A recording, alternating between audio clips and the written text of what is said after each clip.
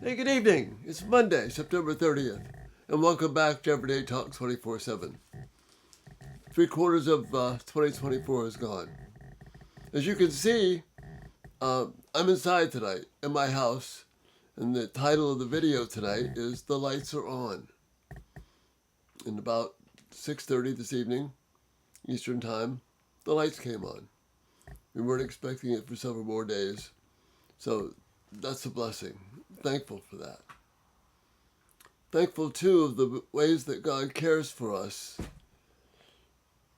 I can go days without even thinking about the wonder of being able to flip a light switch and to be cool or warm by turning a dial. To be able to go to my refrigerator and get food. I wasn't able to do any of those things the last 3 or 4 days. Without running water, it's just, we don't even think about it. That's all comes to us from God's care. And then when it's taken away, we're lost. Our hearts need to be overflowing with gratitude. But I want to temper my gratitude with the realization that just a couple hundred miles to my north, people have lost whole communities. Literally lost them. If you catch some of the video of the floodwaters in western North Carolina, there are little towns that were there that are not there anymore, literally, washed away by the French Broad River, washed away into Lake Lure. Roads closed, not by the sign, but by the Lord closing it with mudslides and the rain washing out the foundation. So tonight I'm rejoicing with the lights are on. But there are folks, some of them really good folks to my north, who the lights in their house may never come back on again. How do we deal with this in terms of God's goodness? Well, we're looking at John 17, and we'll come back to it again because it tells us exactly what we're facing right here. Jesus is saying he wants them to know he's praying his prayer to the disciples, his last prayer, high priestly prayer. He says in John 17:13, I want them to know the full measure of my joy within them. And then he says, I've given them your word, and the world has hated them because of this. My prayer is not that you would take them out of the world, but that you protect them from the evil one. What that means is he wants us to be in this world to deal with things like Storm Helene and the loss of hard things for us.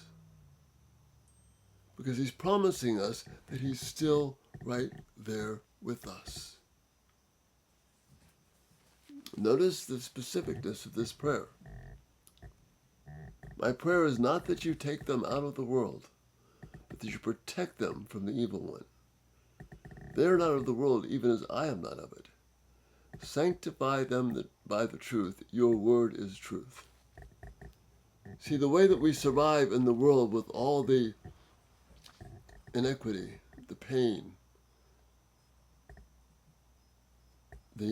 my relatively small difficulty for the last few days compared to the difficulty of folks who've lost everything. Jesus' words are still true. They're still meant to be an encouragement.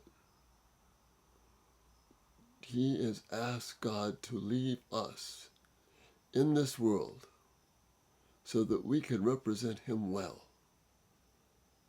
And he's asking the Holy Father, our Heavenly Holy Father, to protect us while we're in this world. Maybe not from all the bad things that are going to happen to us, but protect us from the evil one so that we are safe with him. See, it's coming into focus here. Yes, I'm rejoicing that the lights are on. I'm thrilled, actually. But I'm realizing all the more that this is God's purpose and plan, that I remain here to give honor to Him. And if things happen that are hard, as has happened to all of us, as some of it's happened to me, I'm protected by the evil one. That's the joy that we face.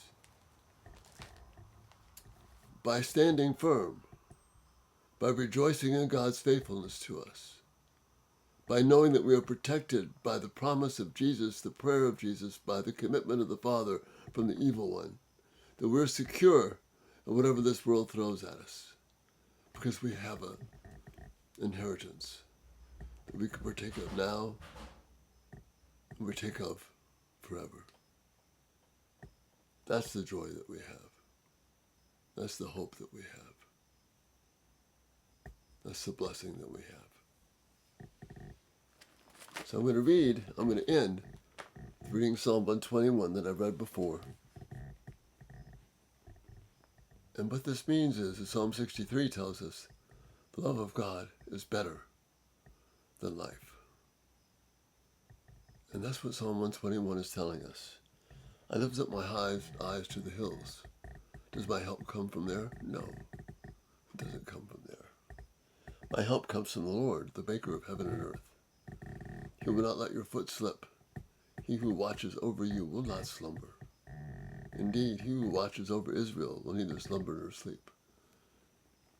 He's watching over those folks in North Carolina tonight that are his, and caring for them in ways perhaps that we can't understand, but this word tells us here that he is. The Lord watches over you.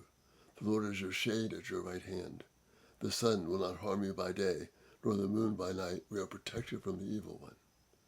The Lord will keep you from all harm. He will watch over your life. The Lord will watch over your coming and going, both now and forever. Jesus' prayer is, leave us in the world. Protect us from the evil one, so that we can show that your love is better than life. And that's what our world right now needs so desperately. People that know that the love of God is better than life. Love your thoughts, your feedback. Such a joy to be with you. Should be able to get back on a daily schedule here.